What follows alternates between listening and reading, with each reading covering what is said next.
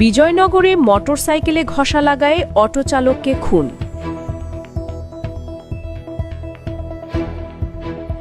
ব্রাহ্মণবাড়িয়া বিজয়নগর উপজেলায় পাহাড়পুর ইউনিয়নে মোটরসাইকেলে ঘষা লাগাকে কেন্দ্র করে দেলোয়ার হোসেন ৪০ নামে একজনকে খুন করা হয়েছে।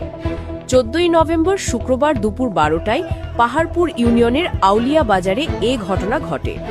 নিহত দেলোয়ার হোসেন পাহাড়পুর ইউনিয়নের চানপুর গ্রামের কাজল চৌকিদারের স্বামী। তিনি একজন অটো চালক। ঘাতক বিল্লাল মিয়া ৪৫ উপজেলার পাহাড়পুর ইউনিয়নের শান্তামুড়া গ্রামের আটলাবাড়ি মোহাম্মদ আলীর ছেলে। তিনি আউলিয়া বাজারের কনফেশনারি ব্যবসায়ী। ঘটনা সূত্রে জানা যায়, ঘাতক বিল্লাল মিয়ার কনফেশনারি দোকানের সামনে তার ব্যবহৃত মোটরসাইকেলে দেলোয়ারের অটোরিকশা ঘষা লাগলে বিল্লাল মিয়া তার দোকান থেকে এসে লাকড়ি দিয়ে শরীরে ২-৩টা আঘাত করে। ঘটনাস্থল থেকে আহত দেলোয়ারকে বিজয়নগর উপজেলা স্বাস্থ্য কমপ্লেক্সে নেওয়ার পর কর্তব্যরত চিকিৎসক তাকে মৃত ঘোষণা করেন।